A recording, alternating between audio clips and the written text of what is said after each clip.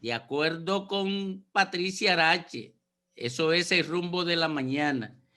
Y deberíamos tributarle un aplauso cada vez que pisa en el rumbo de la mañana a uno de sus fundadores más conspicuos. Yo diría que el cerebro fundador del rumbo de la mañana y el rumbo de la tarde, aunque algunos quieran... No me echa a pelear. No, pero yo no iba a hablar de Ricardo. No, Aunque no. algunos quieran restarle ese mérito. Sí, pero Don Andrés L. Mateo. explica la condición de él aquí en una entrevista que le vamos a hacer. No es que él va a participar. Dignificando este programa. No, no, una entrevista, no es que él va a participar. No, dignificando el programa. No, no. Si es en condición de participante, yo no intervengo. No, ahora, si él entrevista, yo lo entrevisto como cualquier ciudadano. Me dijo Andrés, el doctor Antonio Espallá. Me dice Antonio Espallá que el doctor Andrés L. Mateo puede entrar y salir a este espacio cuando guste y decidir quién participa. Donde quiera, como quiera, cuando quiera. Así es. Yo no entendía. Ay, mi madre. Eso me dijo Antonio Espallá. Ok. Pero de todas maneras, yo sé que tú quieres hacerle la primera pregunta. Ah, no, es Francis. Yo siempre, tú sabes. Don Andrés, feliz año. Muchas gracias, igual. De tenerlo Muchas aquí. gracias. Que todo le vaya bien en este año. Bueno, usted sabe que cuando usted está aquí hay que exprimirlo así como una naranjita, porque con usted se puede hablar de todos los temas. Muchas gracias. Él es como Euclides, con él se puede dialogar de lo que sea. No.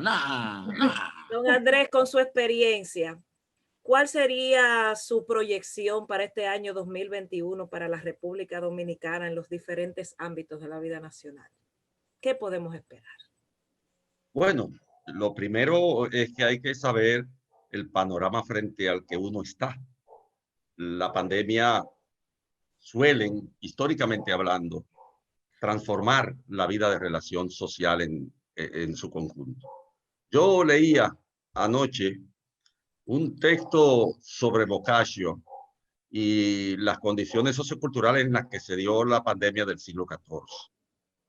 Y lo que ocurrió después. Es un texto de un intelectual francés que analiza la pandemia actual, pero que hace una especie de reseña de todas las pandemias. Y una característica fundamental de las grandes pandemias, incluyendo la de 1918, es que logran transformar la vida de relación social. Impactan la ciencia, impactan la economía, impactan la cultura, impactan los rituales. La salud mental de uno. La salud mental, los rituales. Yo hice unas notas hace unos días sobre el libro La desaparición de los rituales y uno no tiene idea del peso que tienen los rituales en la vida social. O sea, cómo cuando desaparece el abrazo, el beso, el duelo, la solidaridad, cómo cuando todas esas cosas desaparecen, hay un terreno movedizo en el que la sociedad conocida se puede hundir y nadie sabe lo que puede brotar de esa circunstancia. De manera que cualquier análisis tiene que partir de lo que las realidades contemporáneas arrojan como reto ante las gobernanzas, las diversas formas de gobernanza que tiene la humanidad. En el caso concreto de la República Dominicana, la pandemia ha transformado muchas cosas. Todavía no podemos ver la profundidad de esas transformaciones. Y ha acentuado algunas otras que el propio sedaceo de la realidad nos va a obligar a mirar objetivamente y a repensarlo. Hay aquí una situación socioeconómica muy difícil. El ámbito de la educación no puede ciertamente garantizar, porque no lo puede garantizar ningún país del mundo, que los resultados finales respecto de la transmisión de competencias se puedan verificar, puedan ser fructíferos. Pero bueno, el sistema está funcionando, el sistema de salud está despedazado, no hay duda de que hay que reinventar en el país, en las condiciones de la pospandemia, un sistema de salud que tenga un funcionamiento diferente. Todas estas realidades, ¿a qué apuntan? Apuntan a que debemos revisar parte por parte lo que ha ocurrido en la sociedad. Una pregunta, digamos, provocadora. ¿Cuáles sectores han engordado en la sociedad dominicana en medio de la pandemia?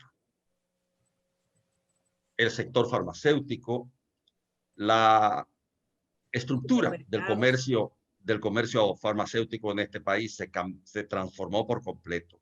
Son oligopólicas. Aquí hay un grupo de empresas, incluyendo de capital internacional, hay un grupo de empresas que tienen una enorme rentabilidad y que en medio de la pandemia, leía yo ayer que tienen un incremento de capital de más del 175%.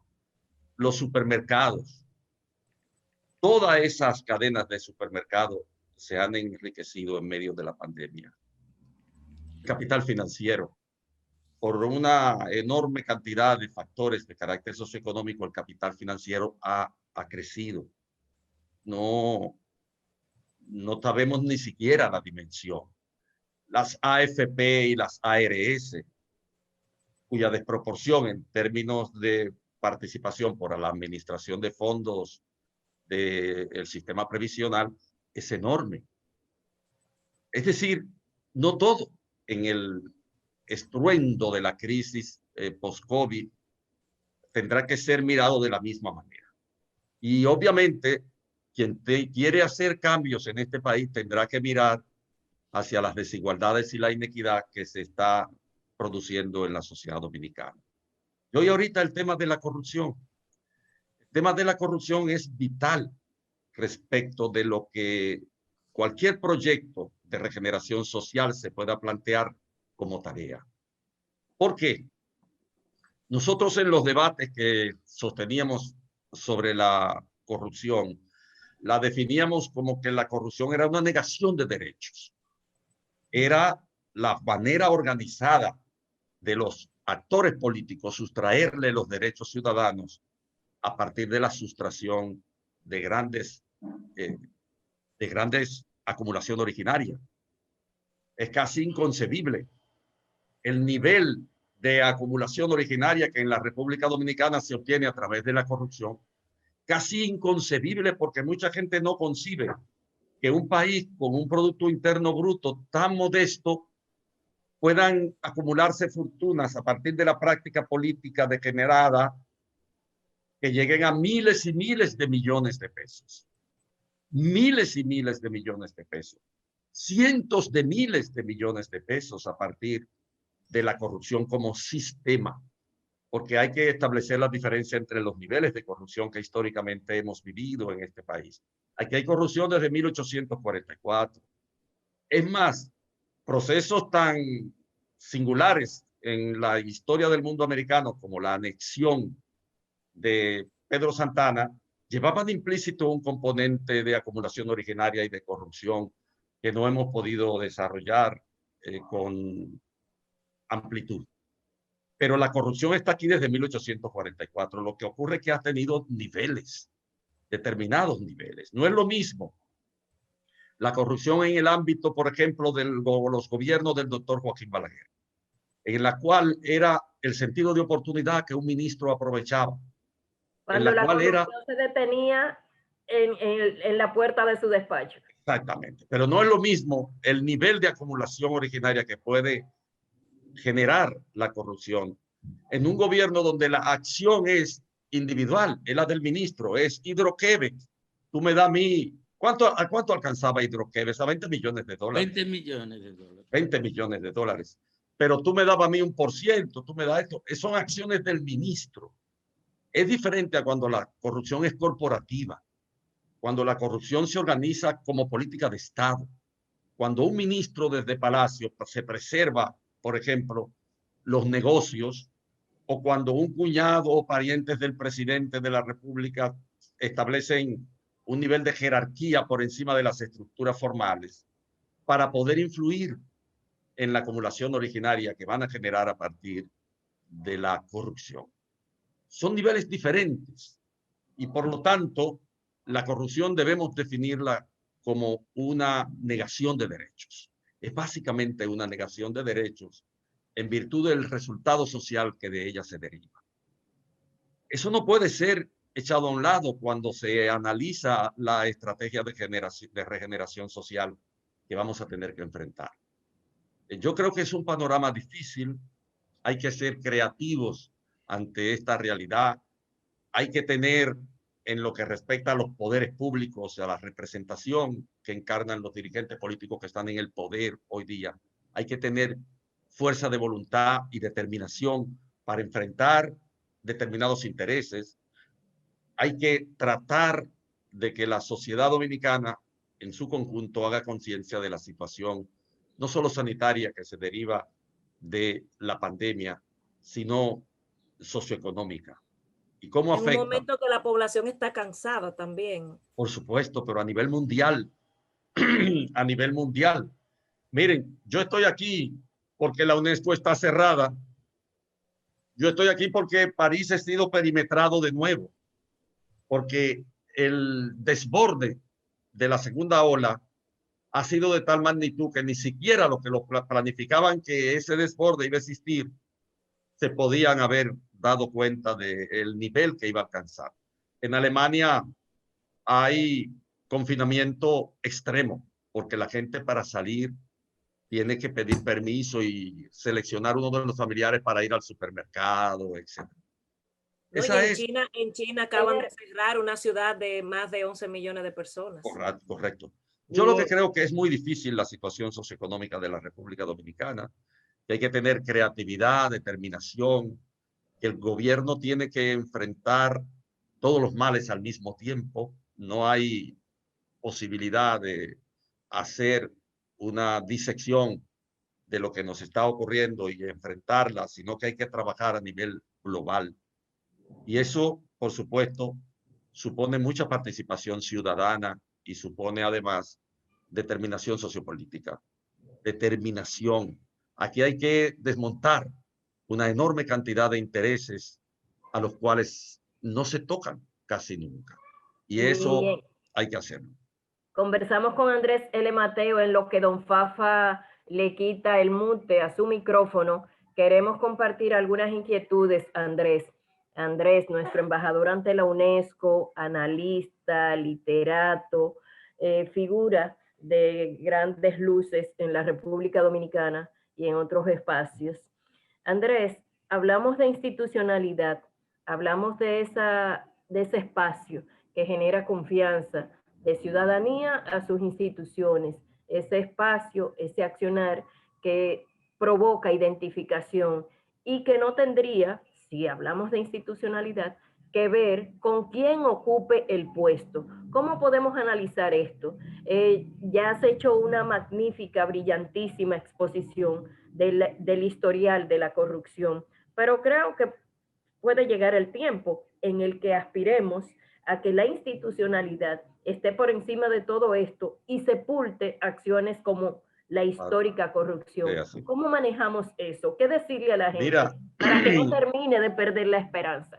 Un factor histórico constante es el problema de la institucionalidad. Prácticamente la totalidad del pensamiento dominicano del siglo XIX, la totalidad, gira alrededor de la no conformación del Estado en el sentido en que la cultura occidental lo conocía en el momento de la independencia de 1844.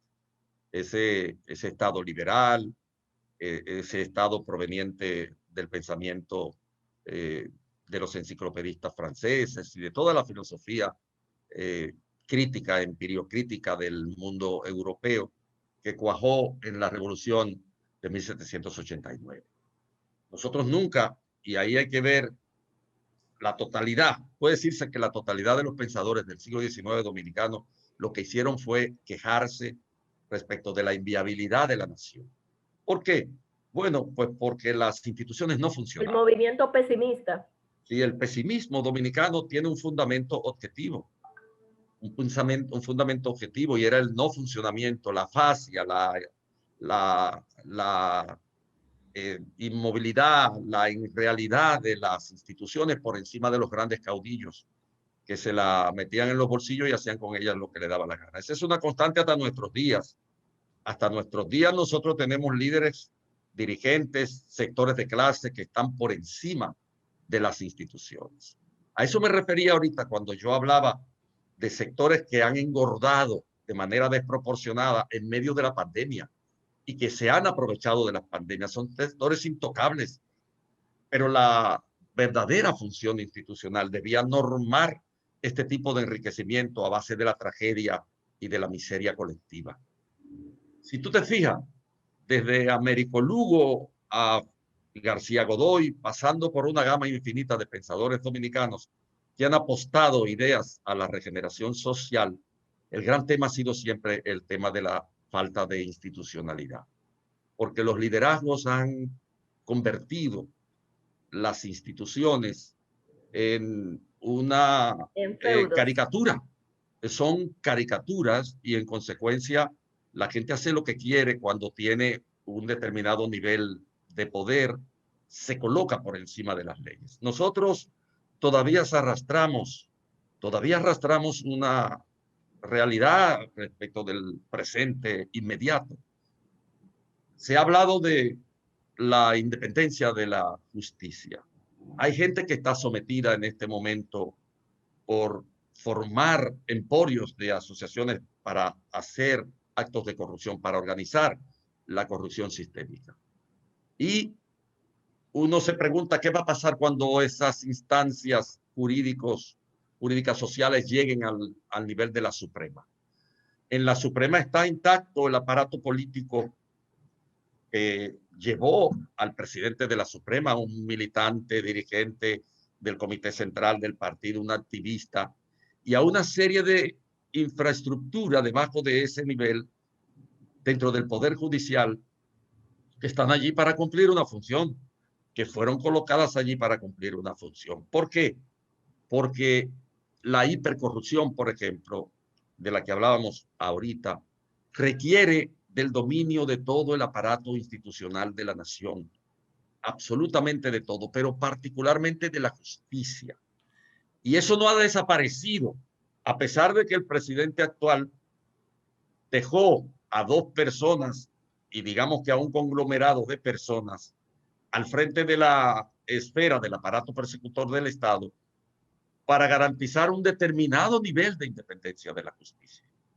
Pero ese nivel no creo yo que va a poder caminar sin conflicto, puesto que las estructuras organizacionales por encima del peso institucional que existen en este país podrían obstruirlo, impedirlo y hasta abortarlo por completo. Esa es la realidad. Hay que robustecer las instancias institucionales en la República Dominicana. Hay que crear instituciones por encima de las individualidades y de los partidos políticos.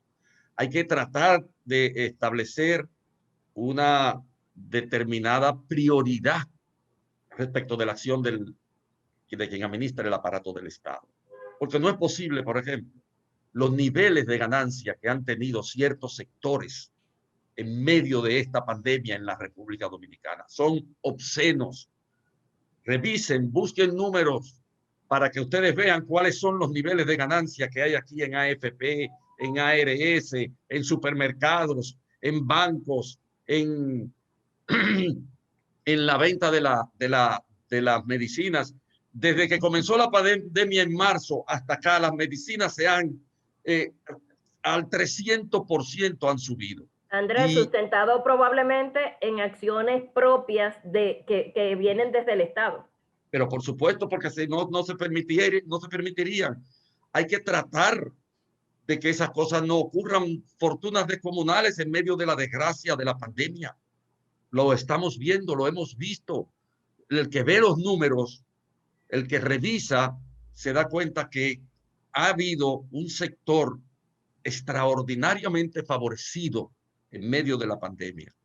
Y el Estado debe regular ese tipo de riqueza, porque aquella teoría liberal en relación con la cual era el mercado el que imponía las leyes de la justicia en el orden social, porque el mercado era el santo regulador de todas las acciones humanas en el orden social, se fue para el carajo porque el mercado en medio de la crisis desapareció y le dejó toda la responsabilidad al Estado, que es el que ha aparecido y ha dado la cara y ha tenido que enfrentar. Mientras estos sectores han acumulado una cantidad de riqueza sencillamente obscena en medio de tanta miseria, necesidades, incertidumbres, padecimientos y dolores, no solo de la nación dominicana, sino del mundo. Lo cierto entonces, respecto de lo institucional, es que aquí hay que, como dice Fafa frecuentemente, reinventar el aparato institucional, hacerlo efectivo, hacerlo activo en el orden de la equidad, de la justicia, hacer que el aparato institucional de este país se sobreponga por los intereses particulares o grupales en el orden político.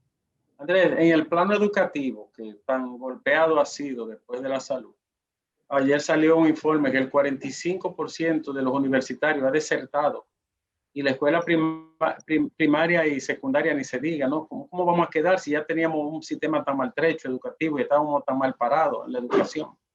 Bueno, el nivel de deserción a nivel mundial es alto, no solo en la República Dominicana, y es comprensible. El sistema educativo fue de lo primero que se desarticuló ante la embestida de la pandemia. De las primeras instituciones que se desarticuló fue el sistema educativo. Y por supuesto, eso a nivel general, a nivel mundial. El drama es las acciones de recomposición de un sistema que garanticen la transmisión de competencia. Y ahora es que se está, digamos, inventando. Lo que llegó a través de la pandemia en términos de mediación tecnológica del proceso de enseñanza-aprendizaje, llegó para quedarse. O sea, eso va a tener que ser incorporado. La gente va a tener que garantizar, los sistemas van a tener que garantizar una determinada competencia. Y poco a poco, a nivel mundial, el sistema educativo se va a reincorporar. Una de las preocupaciones, hay dos grandes preocupaciones a nivel mundial en los organismos internacionales. Una es el cambio climático en medio de la pandemia. Cómo el cambio climático, a mí no me gusta la palabra transversal, pero bueno, atraviesa prácticamente la totalidad de los grandes problemas del mundo después de la pandemia. Y después la educación. Hay que replantear las prácticas educativas en el país y a nivel mundial, la conducta de entrada, el papel que van a desempeñar ahora estos medios que son factores de mediación dentro del proceso de enseñanza-aprendizaje. No es solo ya la presencia del maestro actuando como un discente en el ámbito del aula, la pizarra, el currículum, los programas. No, también va a haber otras formas de comunicación y de prácticas educativas, pedagógicas, que tendrán que ser tomadas en cuenta. La deserción en el campo universitario en un momento determinado estuvo en un 60%. Inmediatamente en la etapa post-pandemia, tenemos casi un año de pandemia. Algunas universidades aquí funcionan por cuatrimestre, otra por trimestre, otra por semestre. Y en cada una de esas etapas de la impartición de docencia, del cumplimiento de los programas, hubo deserción y un nivel elevadísimo de dispersión e incertidumbre respecto de qué hacer. Aquí hubo universidades de mucho prestigio que reaccionaron meses después, porque el estremecimiento del sistema fue total. Y es comprensible, de manera que uno no sabe qué decir. Ya no sabremos, todavía no sabemos qué cosa va a ser lo normal, qué tipo de normalidad es la que se nos va a imponer en la etapa post-pandemia. Y por supuesto, hay que saber que eso no va a ser de un día para otro. Eso va a ser un proceso. Mira, UNESCO en este momento está preparando un documento que es un estudio proyectivo de 50 años de pospandemia, tanto en educación, en medio ambiente, en ciencia, en innovación, en cultura, en muchos aspectos. ¿Qué va a ocurrir o qué debería ocurrir para recuperar un tipo de normalidad todavía impredecible? Y ese es un estudio muy profundo. Están trabajando allí una enorme cantidad de especialistas a nivel mundial, que ahora la pandemia lo paralizó, la segunda etapa, que comenzaba el día 20 en París. Esta es la segunda etapa presencial. Nosotros hicimos la primera etapa virtual del día 2 de diciembre al día 12, al día 12. Y venía el día 20 la etapa presencial, en la que iba a haber una discusión de expertos respecto de qué iba a ser la educación del futuro. Esa, por lo tanto, es todavía una interrogante. Yo creo que al final la humanidad logrará recomponer sus normativas de existencia, regresarán otro tipo de rituales, habrá otro tipo de convivencia, como ha ocurrido casi siempre después de las grandes catástrofes que la humanidad ha tenido que enfrentar. Andrés, adelante, don Fafa. Dos cosas. A nivel de la educación, la ruptura es tan grande. El peso de la tecnología a nivel de la velocidad de los cambios es tan grande que las unidades universitarias tienen antes que nada que hacer un esfuerzo sobre el mundo de hoy para que a la luz del mundo de hoy ellos puedan hacer los ajustes necesarios. Nuestra universidad está atomizada y marcada por la antigüedad en el servicio, por una burocracia inútil. Aquí hace falta un esfuerzo colectivo. El mundo de hoy, a la luz del cual se le imponga a las universidades adaptarse. Y con relación a la corrupción, Andrés, todo lo que se ha hecho es una reacción ante la saturación, pero no es la garantía para enfrentar el problema.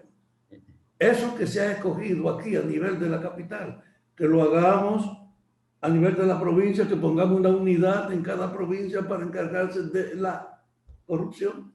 ¿Qué tú crees? Sí, por supuesto.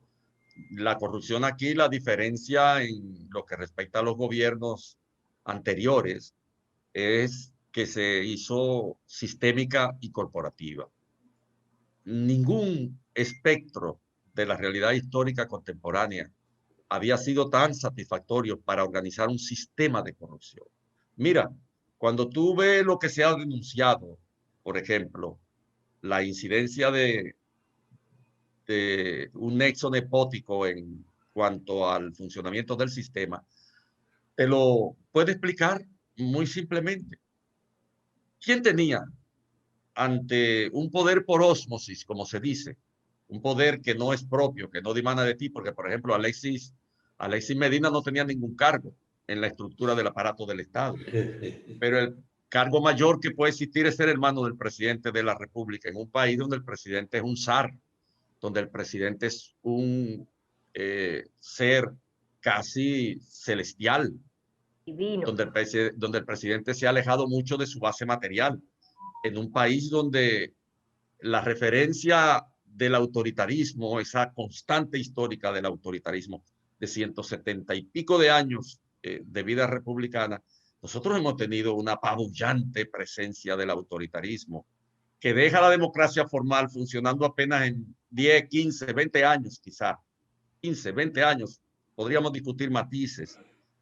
Por lo tanto, ser hermano del presidente de la República es un poder por ósmosis que te permite organizar dentro del gran sistema de la corrupción tu propio subsistema. Y era lo que ocurría. Hay un ministro capaz de negársele, por ejemplo, a un hermano del presidente de la República, y además un tipo de tanta actividad, de tanto activismo como es. No había, porque en realidad los planos institucionales lo discutíamos con la pregunta de Patricia. Los planos institucionales ciertamente no son nada ante la presencia de los poderes por ósmosis, ante la presencia de un ministro, de un estratega, de una persona allegada a la presidencia de la República. Aquí hay poder por ósmosis, porque tú salgas en la fotografía al lado del presidente de la República permanentemente, y ya eso es un poder y es real. Por eso ese Bueno, Andrés, subsistema. hay una tarjeta de un señor que es amigo del hermano del presidente, y la tarjeta de presentación del señor que anda rodando por ahí, lo que dice fulano de tal, amigo de fulano que es hermano del presidente. Claro. Se hizo famosa esa tarjeta. Sí, pero eso parece macondiano, pero no lo es. Son las realidades con las que uno vive en la República Dominicana. Entonces, aquí se organizó la corrupción como sistema. Fue un sistema. Es el sistema el que hay que desmontar. Es el sistema el que hay que colocar ante el patíbulo. Y las personas que lo disfrutaron, que lo organizaron, que la justicia actúe en el plano institucional propiamente dicho. Yo creo que sí, Fafa, que hay que expandir la conciencia de que la corrupción es una negación de derechos, de que el corrupto lo que se roba, se lo roba a la felicidad ciudadana, de que el corrupto privilegia su yo, privilegia todo lo que constituye la expansión de su voracidad, de su deseo de riqueza, y está justificado por una práctica política a la cual se ha recurrido para tener acumulaciones originarias obscenas, porque en este país hay fortunas obscenas y obviamente es una vergüenza en un momento particularmente angustioso para toda la nación. Andrés, gracias. Gracias por participar aquí como entrevistado en El Rumbo de la Mañana, ¿verdad, Domingo? No, bueno, le agradezco. No. Oye, lo que me dijo don Antonio, Andrés puede ir a ese programa, sacar a todos los que están ahí, quedarse él solo. Nunca aparecerse. Oye, yo no me opondría, pero pongo una condición. ¿Cuál? Que venga Euclides. Que si Andrés entra, que entre Euclides Gutiérrez. No cabe. Isidro,